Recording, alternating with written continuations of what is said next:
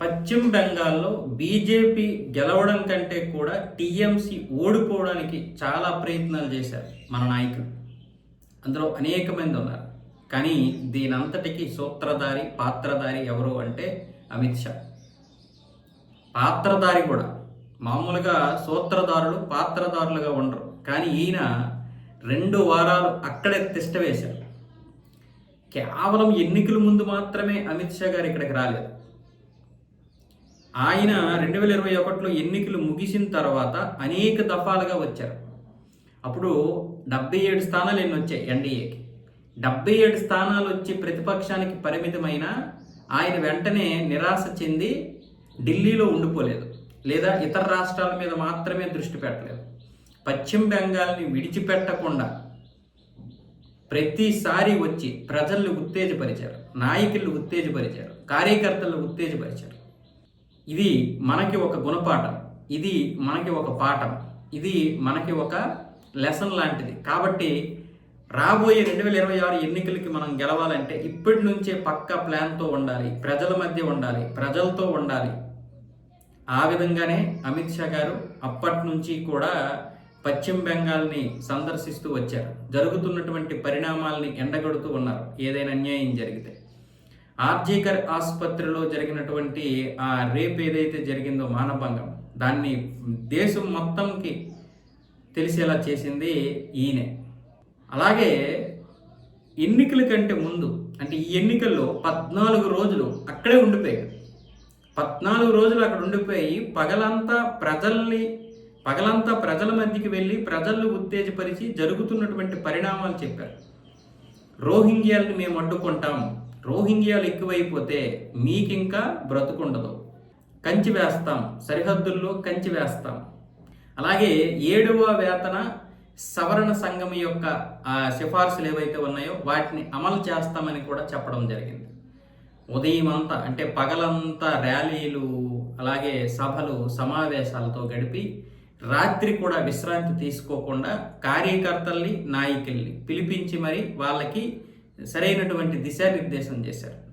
ఇది సామాన్యమైనటువంటి విషయం కాదు.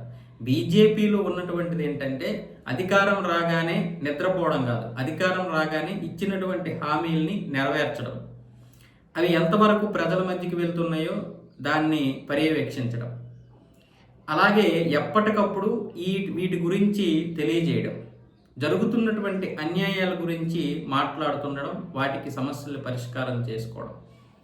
ఇది కాకుండా ప్రజల మధ్యకి జాతీయ నాయకులు కూడా వస్తూ ఉండడం. కేవలం ఎన్నికల సమయంలో వచ్చేసి కాంగ్రెస్ వాళ్ళలాగా ఏవో 4 మాట్లాడేసి వెళ్ళిపోవడం కాదు. అందుకే ఈరోజు బీజేపీ క్షేత్రస్థాయిలో గ్రౌండ్ లెవెల్లో పోటీ చేయగలిగింది, ఓట్లు సంపాదించగలిగింది, 207 స్థానాలు గెలుచుకోగలిగింది. ఇది సామాన్యమైనటువంటి విషయం కాదు. పశ్చిమ బెంగాల్లో కరడగట్టినటువంటి మమతా బేగం అభిమానులు ఉంటారు, కార్యకర్తలు ఉంటారు. ఇక్కడ హిందువుల్లో చైతన్యం తక్కువ.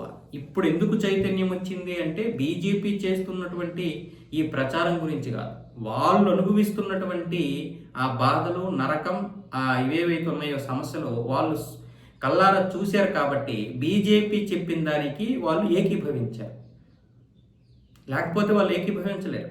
ఒక సమస్య అనేది మన వరకు వస్తే తప్ప ఎవడికో ఒక సమస్య వచ్చిందంటే అది మనకు నొప్పి అనిపించదు.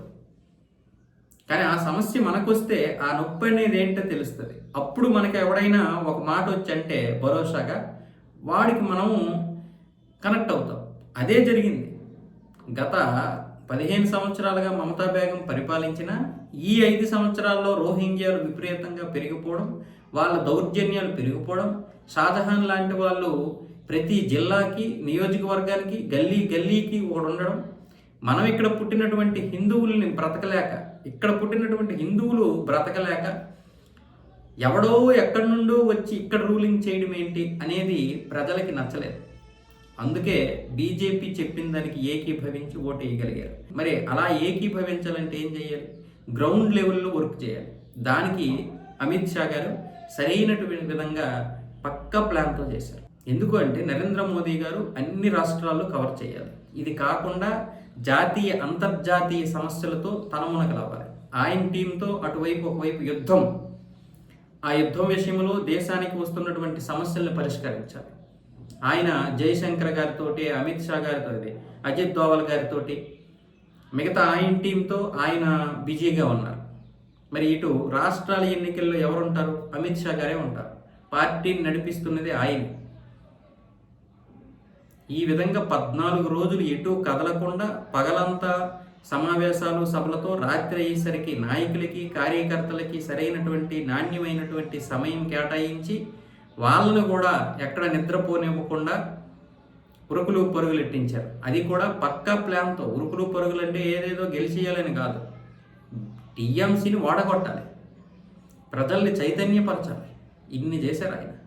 అందుకే ఈరోజు పశ్చిమ బెంగాల్లో గెలుపు అనేది ఈ విధంగా వచ్చింది. ఈరోజు వేసినటువంటి పునాదులు కావివే. గత 10 సంవత్సరాల నుంచి వేస్తున్నటువంటి పునాదులు. ఈ టీఎంసీ తోటే ఒకప్పుడు బీజేపీ కలిసి పోటీ చేసింది మొదట్లో 2014లో. టీఎంసీతో కూడా ఉంది, కానీ తరువాత విడిపోయారు. విడిపోయి ఈరోజు అదే పార్టీని తుంగలో తొక్కారు. తుంగలో తొక్కారంటే అది జాతీయవాదానికి వ్యతిరేకంగా, ఈ దేశానికి వ్యతిరేకంగా దేశద్రోహం చేస్తూ బంగ్లాదేశ్ని చేసేసింది పశ్చిమ బెంగాల్ని మమతా బేగం.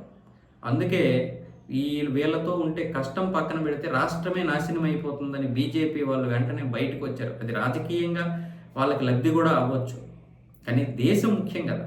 ఆ దేశ జాతీయ భావజాలం ఉన్నటువంటి పార్టీ బీజేపీ. కాబట్టి ఈరోజు మనం కూడా ఇక్కడ దాని గురించి మాట్లాడుతున్నాం.